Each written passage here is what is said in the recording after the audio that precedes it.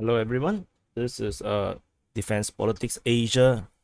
This is day 17th summary, the SITREP for the situation in Ukraine for day 17, which is 12th of March.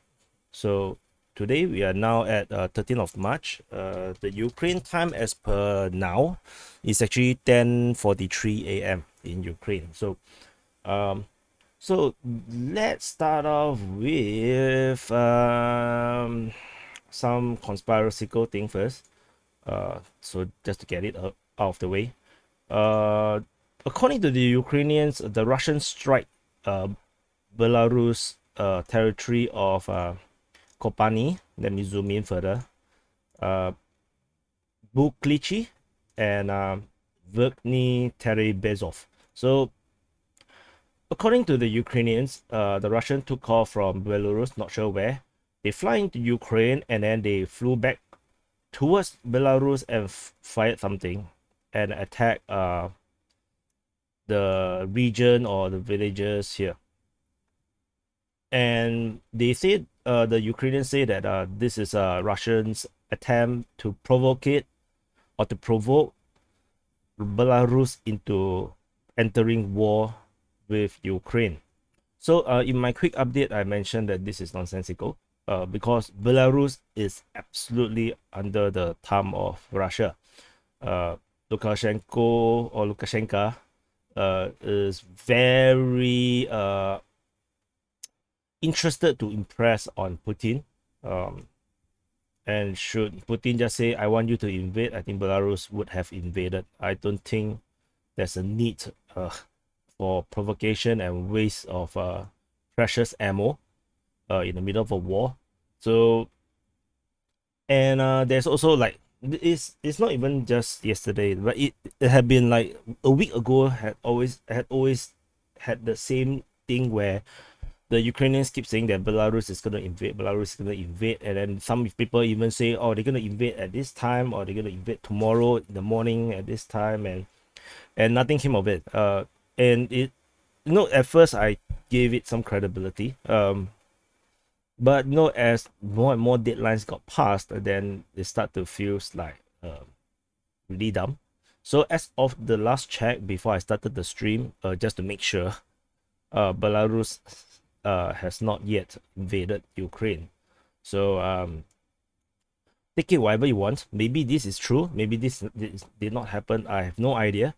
Uh, I There's no evidence or no, I think, videos or photos showing the damages and anything. So I'm not even sure if there is actually an explosion there. So this is the alleged false flag by Ukraine on Belarus. So let's get this out of the way. Do I have anything else out there? Okay, no. I yesterday I forgot to mention. There's one icon here. The Russians uh had mentioned that 16,000 troops or volunteers, they call it, from Middle East wants to join Russia to fight in Ukraine for the Russian side. And I just saw an article. I'm not sure how accurate it is. They are paying 2 to 3 times more than what Ukraine is paying the extremists from Syria. So we're gonna have Syria war in the middle of Ukraine, which is spectacular. So and then the Syrian pro Assad pro Russia side will be paid 3 times more. Imagine the bitterness and saltiness of the of the former Al Nusra militants. They were like, what the hell, man? So anyway, so going back to oh, sorry for laughing. It's not a laughing matter, but yeah, it's a bit like a dark humor. So let's go to the quieter places. Mykolaiv or Mykolaiv. I constantly forget how to pronounce this. There's no change in the situation over here. I can confirm that Voznesensk is still under the Ukrainian, so the question mark is removed. It's still under the Ukrainian control. Uh, according to a YouTuber or journalist who is on the ground in Vernestens personally. So he was taking some footages, and I was informed by someone in our community of the TPA community showing me the link, and then I immediately updated the map to show that this is under the Ukrainians' control, which means that the entire route up still had not happened. And I also checked with someone who can read Russian or Ukrainian in the comments in one of the videos where he read the source that I copy and paste the source, and then he confirmed with me that that the way the guy wrote is really unclear as well. So I would the way how I reported it is correct, which is like a a question mark, don't know what the hell is actually happening there. So this is over the Mikula front, and then we have the almost Kryvyi Rih front. The Russians are still at Novorossiysk, as per the last time I saw the intelligence. They had not moved out from it, and nor did they declare they have captured the city. So this is actually a minor city or a town, depending on how you look at it. So I still believe that their aim is to go to Nikopol. A delay might also constitute to a possibility where they are consolidating troops. So they're actually moving more troops. So the advanced party, the vanguard, actually captured the city, and then they are now holding up for more reinforcement to come in from maybe Crimea or other parts, or maybe from Kherson or from the rest of the southern Kherson to reinforce this part. So because the original target, from my understanding, according to Russian sources, is Nikopol. There might be a case where they might want to branch out into two sides. One goes to Nikopol and one goes to Kryvyi Rih.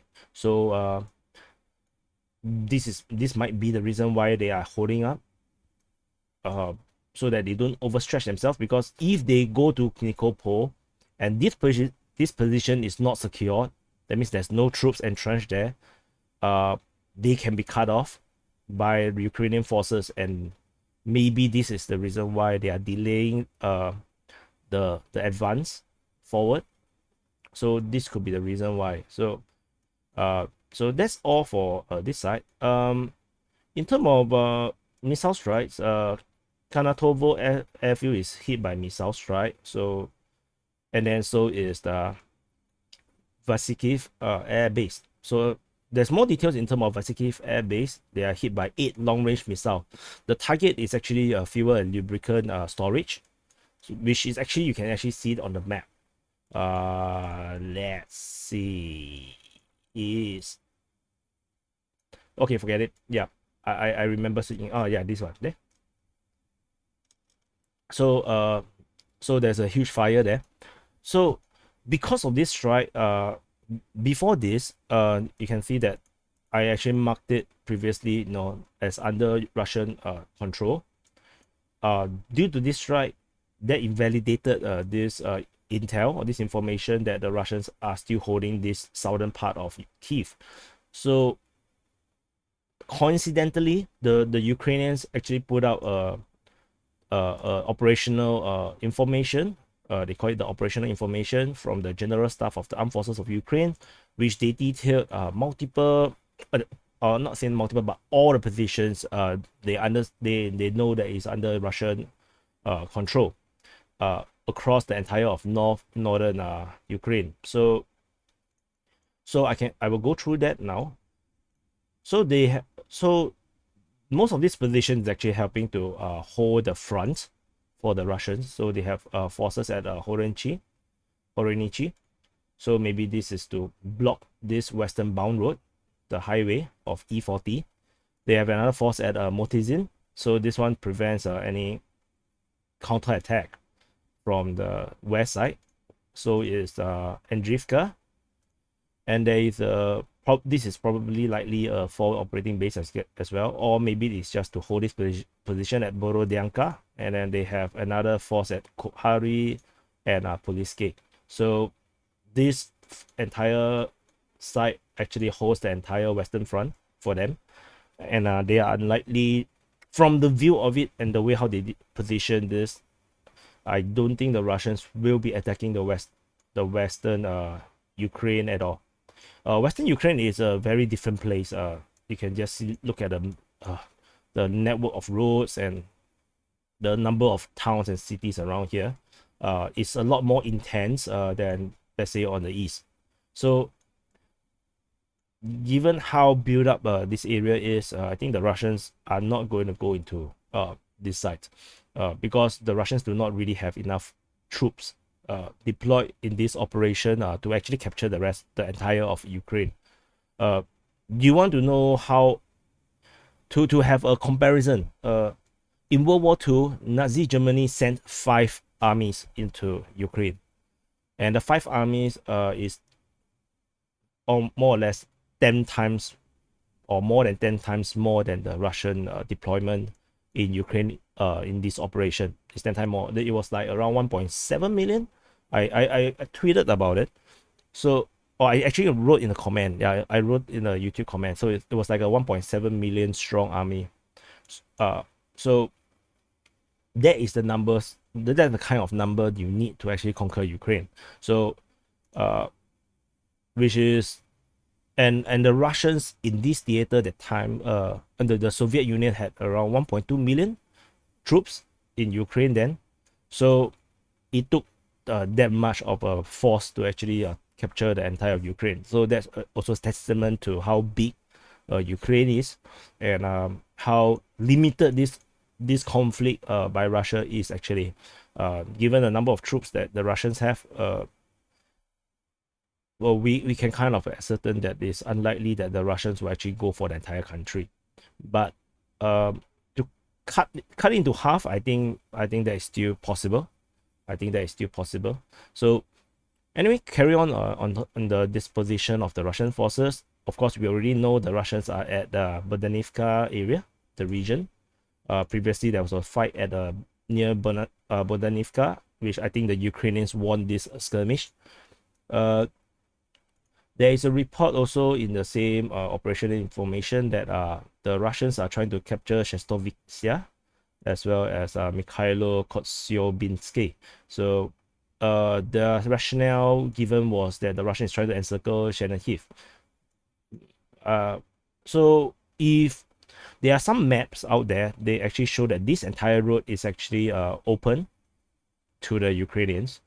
I personally not too sure if that's the case.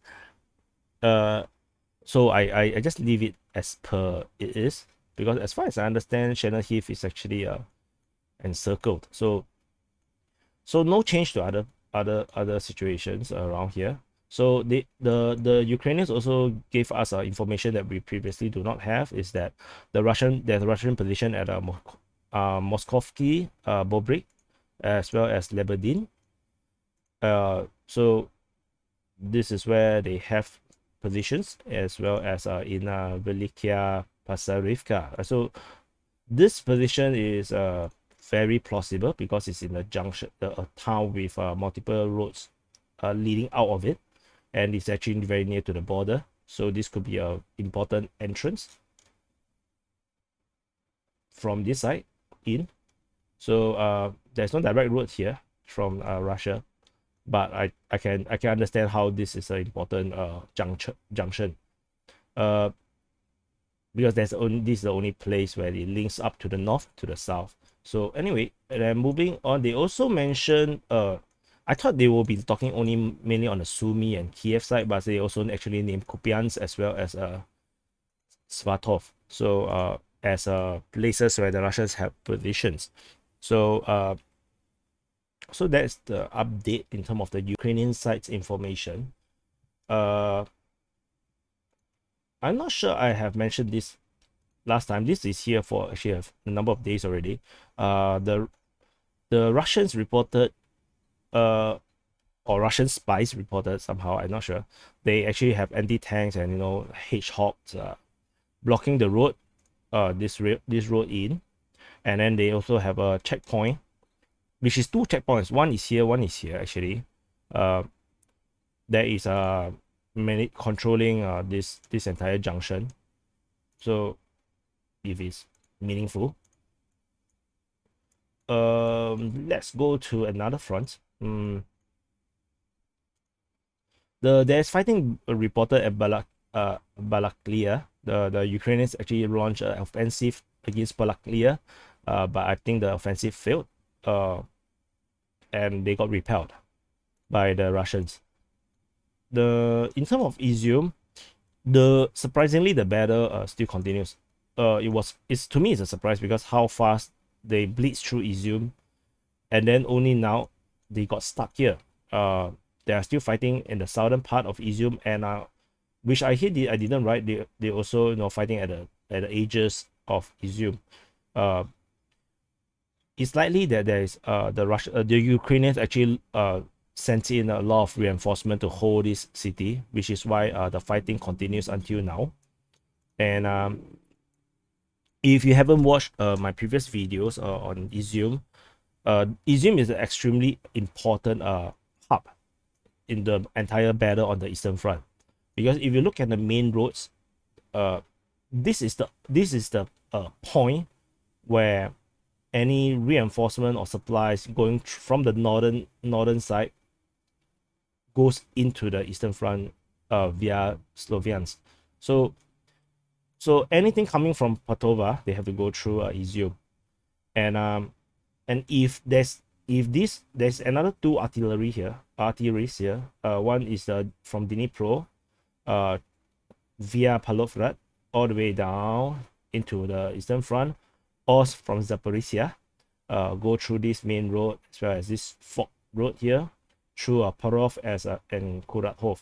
So this is the three main arteries going into the Eastern Front, and this one of them now on the northernmost one is now getting threatened, which if this is cut off, then reinforcement and supplies or exchange of troops between the northern theater of war and the eastern theater of war would be cut off, essentially, unless they want to go through the small roads, which will be a very slow progress if they try.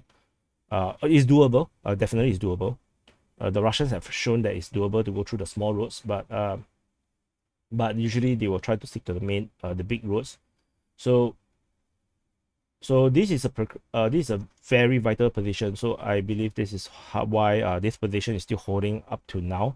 The Ukrainians are likely to have been reinforcing more and more troops into this southern part of the city to hold it for as long as they can. But I believe eventually they will fall. They will lose control. So it's uncertain why they need to hold it up with such huge sacrifices. Hold it up for a retreat, or holding up for something else. So that is a strategic decisions that the Ukrainians have to make.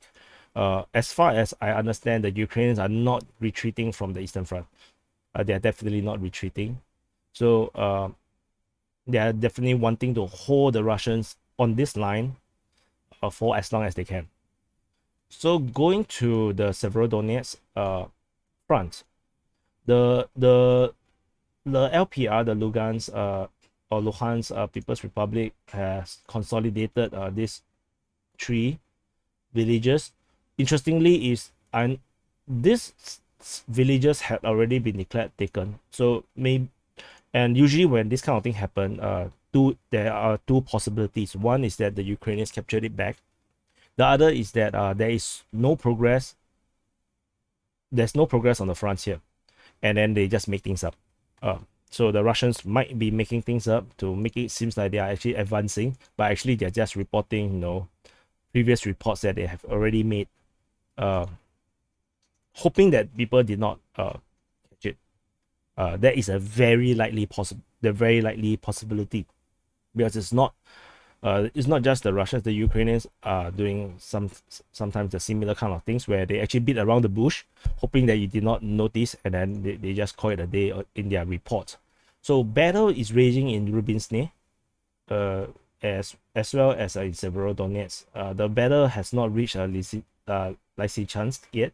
The battle is still mainly in Severodonetsk. South of Severodonetsk, the battle rages in Popasna. Oh, what happened to my update? So actually, uh, I think there's problem with this one.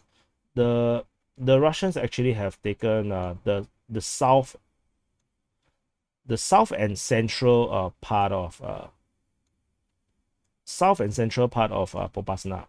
So I actually updated this. Somehow the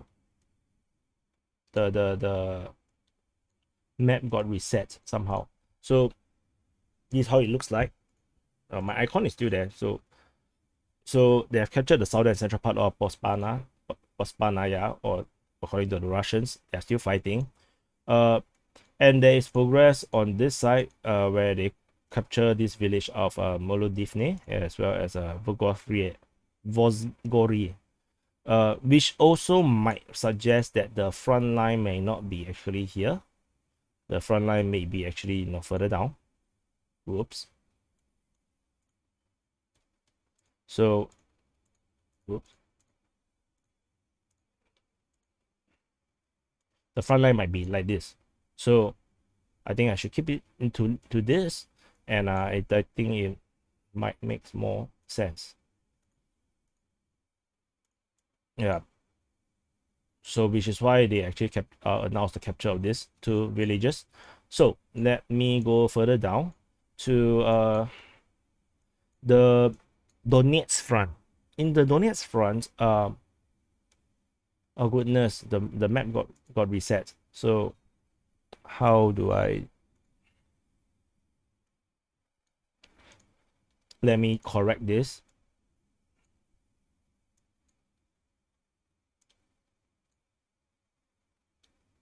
I'm so sorry this happened. Yeah, the Google map is a bit tricky.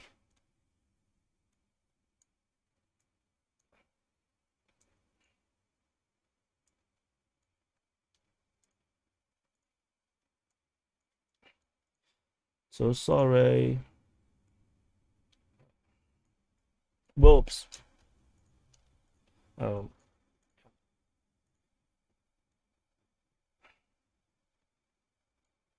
And this part. So okay, done. So according to because previously, if you have watched my previous update, I have mentioned that the Russians used a very unusual word, using reach. They have reached this line of a few cities, and then so apparently the meaning of reach is that they actually reached the outskirt of the village, and is actually not going past it or controlling it. So just like the latest update, the Russians have reached Pavlivka. So they actually, which means they actually starting to fight for that city. And so there's a earlier in the day, the Russians reported they have encircled Novoandrivka, which is a very weird situation because previously they have mentioned they have captured it. So which means there is a Ukrainian counteroffensive where the Ukrainians took it, and they probably also took half of Karylivka, and then later in the day the Russians actually retook these two villages, so Novoandrivka as well as Karylivka, and then the Ukrainians got pushed back all the way back to the line here. Belohadane was encircled on 3 sides. I guess I have a glimpse of the latest report. I think it has fallen to the Russians. But anyway, I will update that in a quick update later. So earlier, around a week ago, the Russians have already took Novodonetsk and Novomayosk, and somehow the front line kind of like become in front of these two villages. So based on that information, we can kind of ascertain that the Ukrainians actually recaptured these two villages. Then the reason might be because the Russians, despite reaching here, they captured it. They actually retreated back to somewhere where they can actually hold their positions, and maybe gather their forces to fight for Velika Novosibirsk, which is actually a small city. So they did not stay within the small villages here, and somehow the Ukrainians actually retook the villages. So I believe that's what happened. So that's why now the front line actually pushed down a bit, but the Russians actually punching through Polivka, and their aim is actually Uleda. So that's the aim there. So fighting continues for Velika Vonosilva, and I believe they are not even there yet. They are now below this Neskuchine. So likely this is where the fighting is. So this is the Donetsk front. Going down to Mariupol, there is totally no information in terms of the battle situation in Mariupol, which means that the battle is actually very hard. Which is why the Russians have no updates in terms of Mariupol. They have not made any progress, and but you have to say Mariupol is actually quite a major city, so it's definitely not going to be easy for the Russians to take it, especially given how entrenched the Ukrainian forces is. If you want a reference, the Battle of Malawi in Philippines, 1,000 ISIS members, 1,000 ISIS militants, just 1,000, entrenched themselves within Marawi. The numericals superior Filipino forces, the armed forces of Philippines, with special forces, with air force, with armored vehicle, took half a year to capture Marawi. So we have to give credit to the Russians. There are Russian forces here, and but most of the fighting force is actually from Donetsk militia. They might be better trained, at least for the Russian forces side. The militia maybe less so, but the Filipino armed forces took half a year to capture a city of similar size, I believe, or more or less the same size, and that took 1 month. So, and the ISIS member are killed to the last one of them. I think all of them fight to the very end. So Mariupol might still take a long time if the fighters in Mariupol are that determined to die for the cause. So the interesting thing was this this viral news that humanitarian trucks was detained on and actually diverted to Berdyansk. The trucks are supposedly going to drive into Mariupol to provide humanitarian aid. Within the trucks is allegedly to be food, clothing, and personal hygiene items. In my quick update, I kind of question about the trucks, because firstly the Russians have to stop the truck, because they are not going to allow the trucks to drive into the war zone and die. That's one thing, because if you remember this, all the approaches towards Mariupol is mined, so there is actually no safe way to actually drive into the city, especially you might actually get fired upon by the defenders. So the Russians will not allow the trucks in. Another point is that there might be weapons and ammunition within the trucks, which is why the Russians will not allow the truck in. And one of the commenters in our community on the YouTube on the YouTube video actually mentioned that giving the defenders food may actually prolong the war at Mariupol, which I think makes total sense. Should the Russians allow all this food and clothing and hygiene items into Mariupol, and the defenders might actually stow it or hijack it away from the civilians, and they keep it all to themselves, the civilians will still going to continue suffering, and the defenders will be able to last for a very, very long time within the city, and that's not strategically advantageous to the Russian forces. So that will make the siege essentially pointless. So That's another thing. So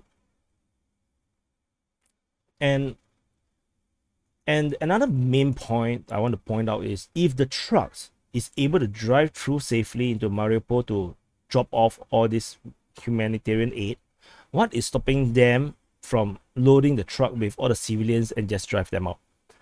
If the buses that is supposed to evacuate the civilians cannot work out, then how could the trucks go in? If the trucks can go in, the civilians can come out. That's just a fact. So unfortunately, this is just this this curious case of humanitarian trucks. And also there is a report that there is actually a military base here. You see, military base.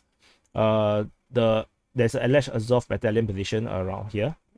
So not sure how meaningful is that in terms of this strategic picture, but I'm just going to leave it there.